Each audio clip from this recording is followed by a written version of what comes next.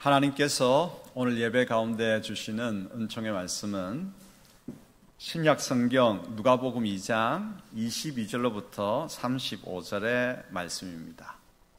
누가복음 2장 22절에서 35절 한 절씩 교독하겠습니다. 모세의 법대로 정결 예식의 날이 참에 아기를 데리고 예루살렘에 올라가니 이는 주의 율법에 쓴 바 첫 해에 처음 난 남자마다 주의 거룩한 자라 하리라.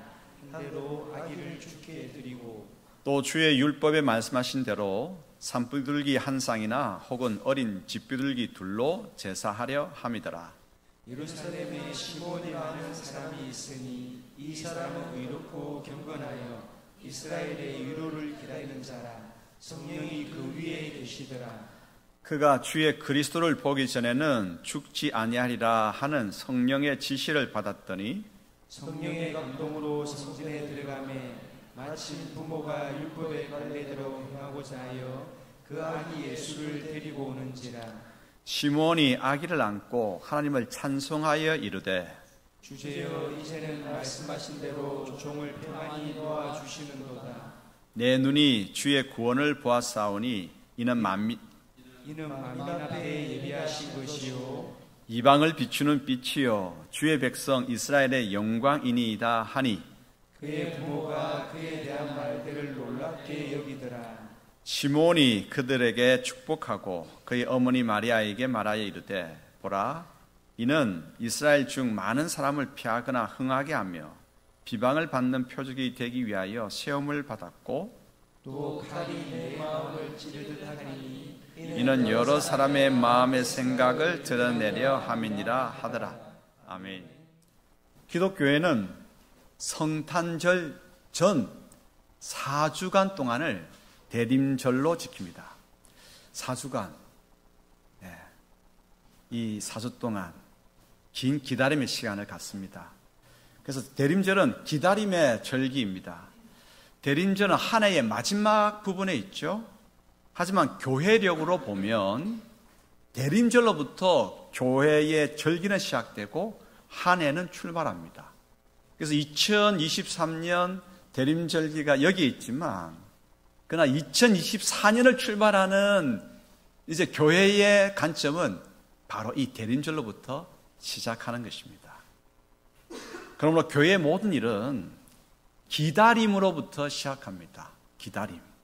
무엇을 기다리며 누구를 기다리며 왜 기다려야 하는가? 오늘은 여기에 초점을 맞추면서 주님의 음성을 하늘의 은혜를 우리가 사모하도록 하십시다. 그럼 먼저 무엇을 기다리는가? 대림절 구원이 이루어지기를 기다려야 합니다. 오늘 설교 본문에는 시몬이라고 하는 노인이 나옵니다. 그는 이스라엘에게 있어야 할 위로를 기다린 사람입니다. 시몬, 그 이름의 뜻이 하나님이 들으셨다라고 하는 것이죠.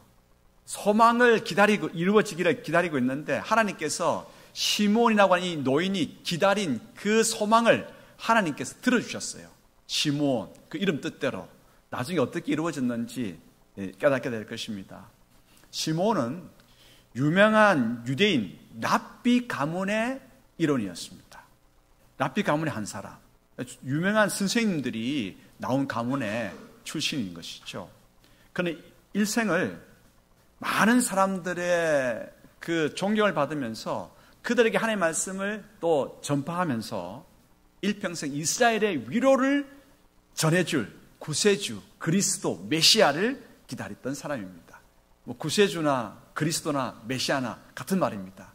그래서 구세주, 세상을 구원할 구세주, 헬라어로는 그리스도, 히브리어는 메시아라고 이야기하죠. 시몬이 살던 당시에 이스라엘의 형편은 어땠을까? 신앙적으로 보면 말라기 선지자 이후에 400년 동안이나 성령의 감동을 입은 선지자가 나타나지 않았습니다. 말라기 선지자가 맨 마지막 끝으로 해서 400년 동안 어떤 영적인 감동을 입은 선지자가 나타나지 않았다는 거죠. 그래서 영적인 암흑기라고 이 400년을 이야기합니다. 또한 정치적으로는 이 암흑기 400년 동안 이스라엘은 그리스 제국, 헬라 제국의 통치를 받았습니다. 그리고 헬라 제국이 로마 제국에게 무너짐으로 인해서 로마 제국의 식민 통치를 400년 끝부분에 받게 되죠. 그래서 시므온이 마지막 그의 일기를 살았을 때는 로마가 통치하던, 예수님이 태어났을 때도 로마가 통치하던 그런 때였죠.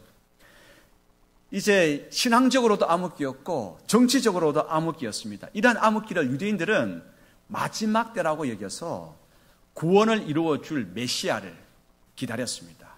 그래서 그 암흑기 400년 동안에는, 특별히 시므온이 살던 암흑기의 마지막 때에는 메시아 대망사상이 크게 일어났습니다. 그래서 이스라엘은 신앙의 어두움 가운데 진리의 빛이 비춰지기를 기다렸습니다.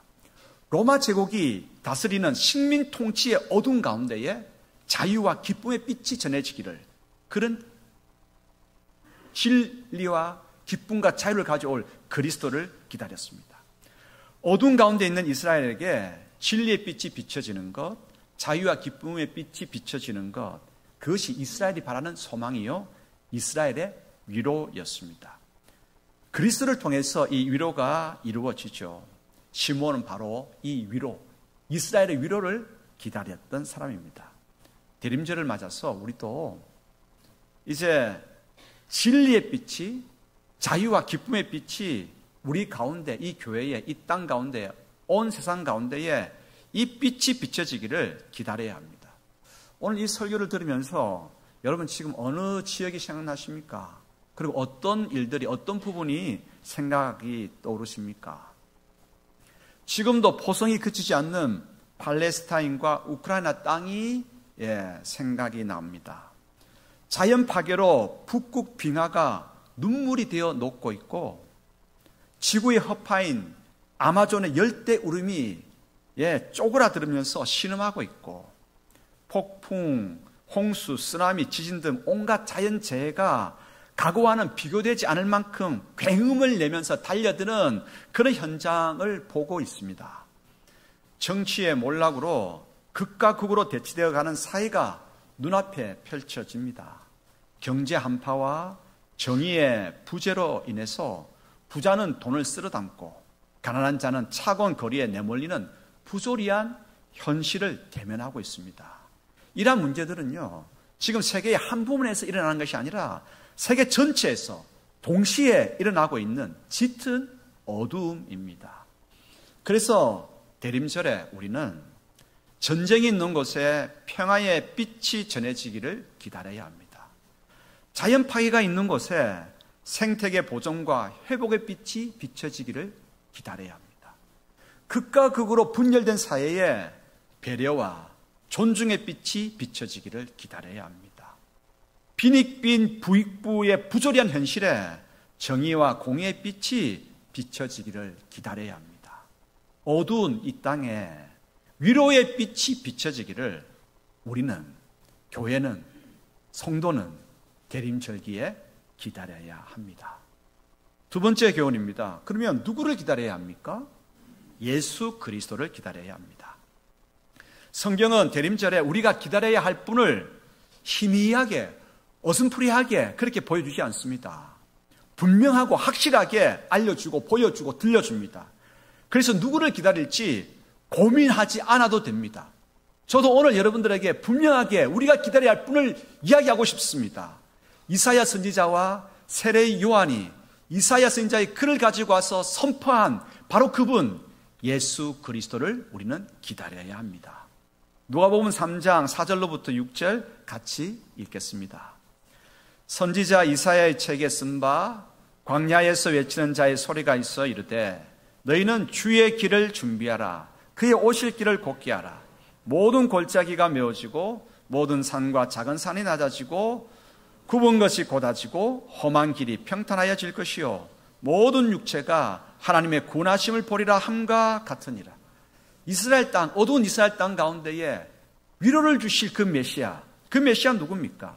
대림절기에 우리가 기다려야 할 그분은 누구십니까? 바로 예수 그리스도이십니다. 예수 그리스도는 그러면 누굽니까? 오늘 다시 한번 우리의 신앙을 다시 점검하기를 바랍니다. 우리는 누구를 기다리는가? 누구를 기다리냐에 따라 가지고 우리의 신앙 자세가, 우리의 걸음이 달라질 것입니다. 예수 그리스도는 하나님이시지만 하늘 영광을 버리시고 이 땅에 오신 분입니다. 하나님의 말씀을 가장 쉽고 은혜롭게 가르쳐 주시는 분이십니다. 우리의 구원을 위해 십자가에서 자신의 생명을 내어주신 분이십니다. 우리가 사망의 음침한 골짜기로 지날 때도 언제나 함께하여 주시는 분이십니다. 이 땅에서 뿐만 아니라 저 하늘나라에서도 여전히 우리 옆을 지켜주시는 분이십니다. 성령님을 보내주셔서 우리를 지원하고 격려하시는 분이십니다. 우리의 문제에 답을 주시고 어두운 이 땅에 위로를 내려주시는 분이십니다. 질병을 치유해 주시고 영원한 안식과 소망의 나라로 이끌어 주시는 분이십니다. 바로 이 예수 그리스도를 대림의 절기에 우리는 기다려야 합니다. 세 번째 교훈입니다. 그럼 왜 기다려야 합니까? 왜 기다려야 합니까? 그를 닮아가고 그의 삶을, 주님의 삶을 실천하기 위해서입니다. 대림절은 말 그대로 기다리는 절기입니다. 기다리는 절기. 무엇이 중요합니까? 기다림이 중요하다는 것을 우리는 본능적으로 압니다. 그런데 그냥 기다리는 것이 중요한 게 아닙니다. 왜 기다려야 하는지, 어떻게 기다려야 하는지 이것이 중요합니다. 대림절에 우리는 왜 예수님을 기다려야 합니까? 대림절에 다시 오실 예수 그리스도를 기다리는 첫 번째 이유가 있습니다. 그분을 닮아가기 위해서입니다. 그리고 다시 오신 예수 그리스도를 이 대림절에 기다려야 하는 두 번째 까닭이 있습니다. 그분의 삶을 이어가기 위해서, 실천하기 위해서입니다. 무턱대고 기다리는 것은 어쩌면 어리석은 짓입니다. 학생들이 수능시험 언제 치는지 알고 기다립니다. 공부 하나도 안 하고 기다리면 그 기다림이 무슨 의미가 있고, 그 어리석은 짓이지요. 수능시험을 앞두고 열심히 최선을 다해서 준비합니다. 기다리면 반드시 준비하는 것을 그 내용으로 삼아야 합니다. 우리 예수 그리스도를 기다립니다. 한 주가 아닙니다. 두 주도 아닙니다. 4주 동안, 그 한 달 동안 다시 오실 예수 그리스도를 기다리는데, 여러분 그냥 기다리십니까? 왜 기다리십니까? 무엇 때문에 기다립니까? 어떻게 기다리려고 하십니까? 우리는 기다리면서 그분을 생각합니다. 그분을 생각하면서 그분이 무엇을 좋아하시는지 떠올리며 좋아하시는 그것을 준비합니다. 그러면서 우리는 그분을 닮아갑니다. 닮아가면서 우리는 그분의 삶을 이 땅에 이어가게 되는 것이죠. 한 이야기를 들려드리겠습니다. 외국으로 일하러 떠난 아버지를 누가 기다립니까? 가족이 기다립니다. 아내와 아들은 파란 수국을 좋아하는 남편이자 아버지인 그분을 생각하면서 베란다에 파란 수국을 정성껏 가꿉니다. 저 잘 나왔네요. 저도 개인적으로 파란 수국을 참 좋아합니다. 파란 수국은 청렴하고 환하고 풍성한 남편의 모습, 아버지의 성품을 그대로 보여줍니다. 화분이 하나에서 서너 개로 늘어가면서 아내는 청렴한 남편의 마음을 담습니다. 아들은 언제나 항상 긍정적으로 생각하고 베풀기를 좋아하는 아버지를 닮아갑니다. 청렴, 청백을 닮아가면서 아내는 정숙하고 형숙한 여인으로 남편의 빈자리를 채웁니다. 긍정과 베품을 아들은 닮아가면서 모든 이에게 아버지처럼 미소를 전하고 나눔을 실천합니다. 사람들은 그 아들을 보면서 그를 보는 것을 기뻐하면서 이렇게 이야기합니다. 아버지 닮았네 라고 이야기합니다. 자, 이제 본문으로 한번 돌아와 보십시다. 누가복음 2장 25절로부터 27절 읽겠습니다. 예루살렘에 시몬이라 하는 사람이 있으니 이 사람은 어렵고 경건하여 이스라엘의 위로를 기다리는 자라. 성령이 그 위에 계시더라.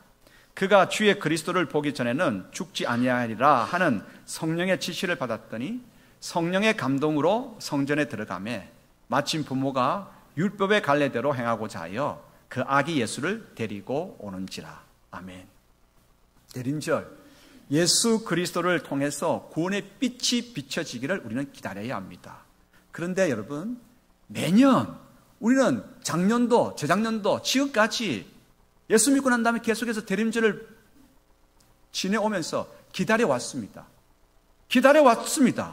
그런데 올해 2023년 대림절에도 둘째 줄이지만 앞으로 2주간은 더 남긴 했지만 지금까지 그분은 기다렸지만 오시지 않았습니다. 여러분 섭섭합니까? 안 섭섭합니까?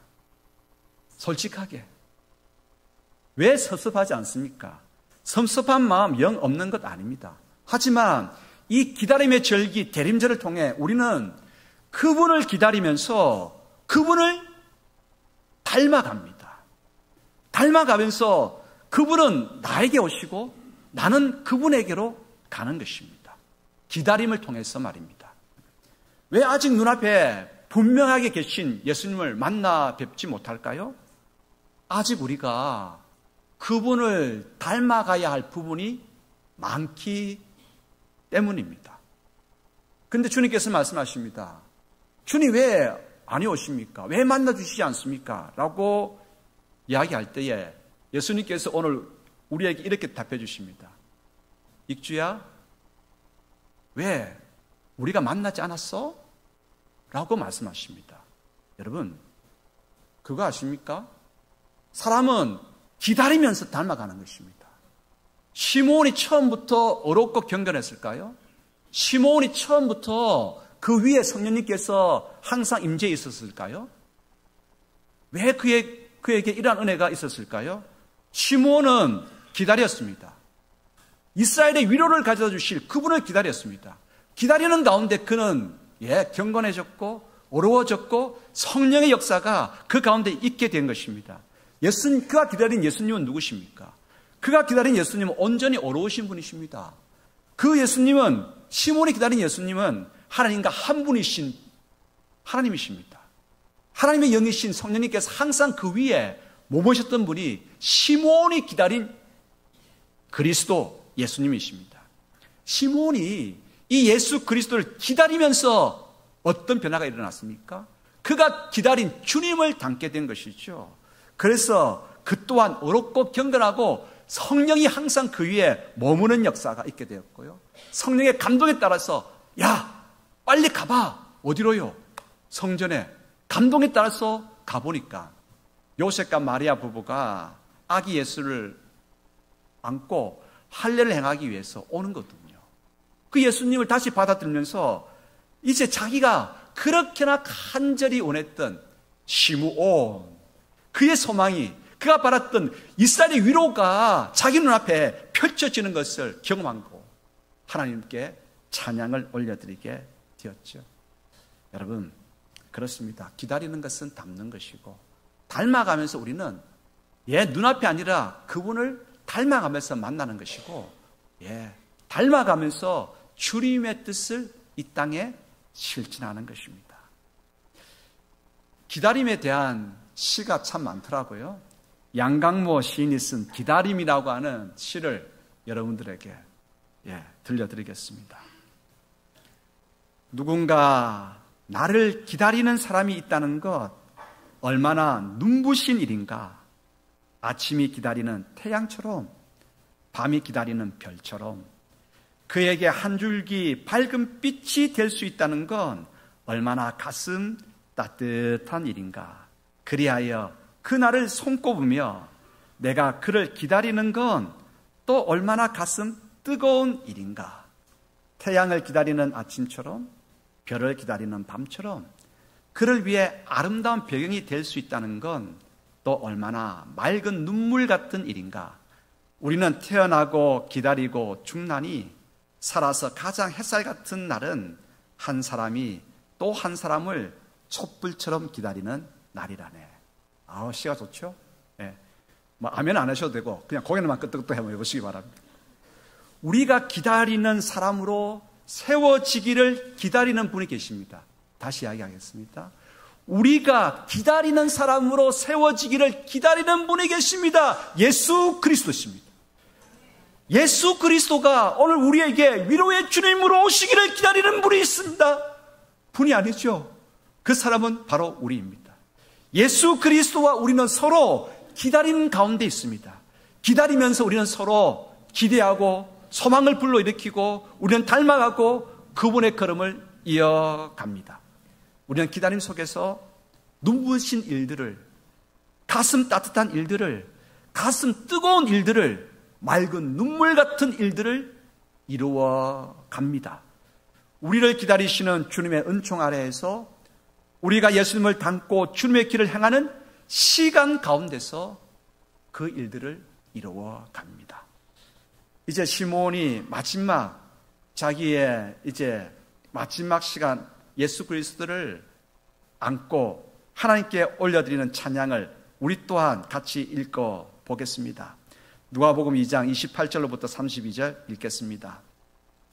시몬이 아기를 안고 하나님을 찬송하여 이르되 주제여 이제는 말씀하신 대로 종을 평안히 놓아주시는도다.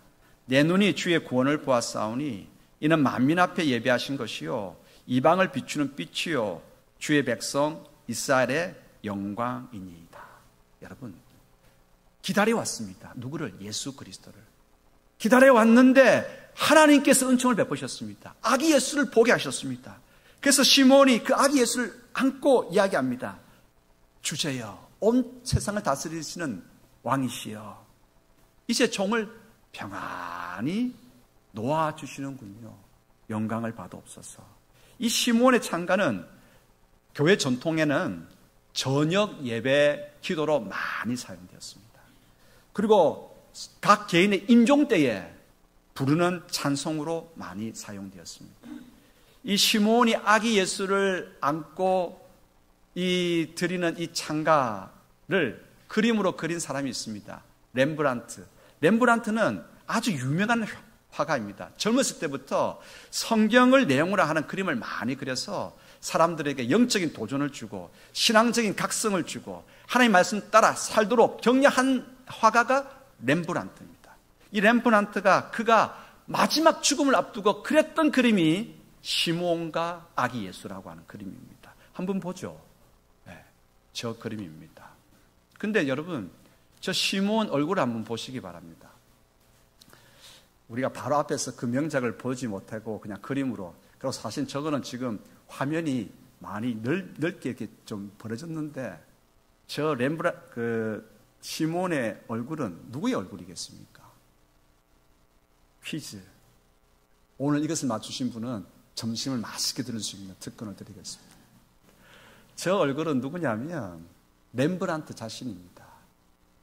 지금까지 자신은 세계적인 예술가가 되고자 하는 욕망이 있었습니다. 성경을 내용으로 그림을 그렸지만 하나님, 저 세계적인 예술가 성경을 내용으로 그렸으니까 그렇게 좀 높여주시면 안 되겠습니까? 그래서 극심하게 경쟁했습니다. 고난도 찾아왔습니다. 명성도 있었습니다. 인기와 박수갈채도 받았습니다. 그런데 그 모든 것들이 다 쓸모없었다고 하는 것을 느끼는 것입니다. 기다리면서 내가 한 부분 더 주님을 닮지 못한 것이 눈물 나고 안타까운 일들임을 고백하는 것입니다. 그래서 맨 마지막 순간에 시몬과 아기 예수라고 하는 이 그림을 그리면서 좀 더 닮고 싶은 거예요. 마지막 순간이라도 좀 더 주님께서 행하셨던 그 걸음을 자신도 걷고 싶었던 것이죠. 대림절입니다. 살아가는 성도 여러분, 우리에게 있는 깨어짐, 갈등, 다툼, 아픔 왜 일어나겠습니까? 내가 주님을 닮아가지 못해서 깨어지고 갈등하고 다투고 아픈 것입니다.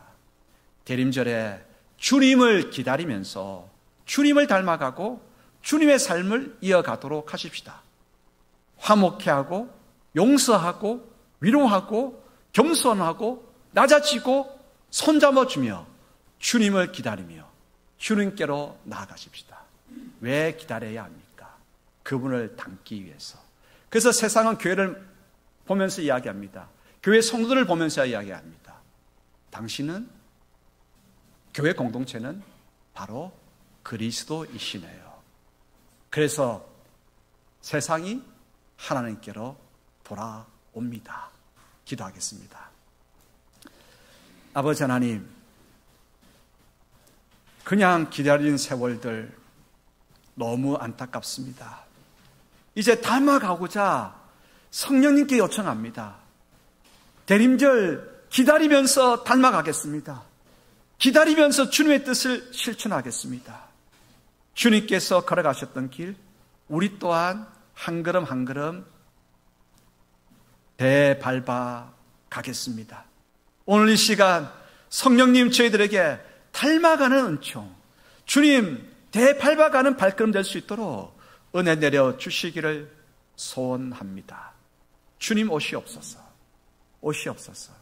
기다리는 가운데에 주님과 만나고 더 기뻐지는 2023년 대림절기가 되기를 소원합니다. 여러 가지 힘들고 눈물 나는 가운데 있는 성도들 가운데에 하늘의 은혜를 풍성히 내려 주옵소서. 예수 그리스도 이름으로 기도드리옵나이다. 아멘.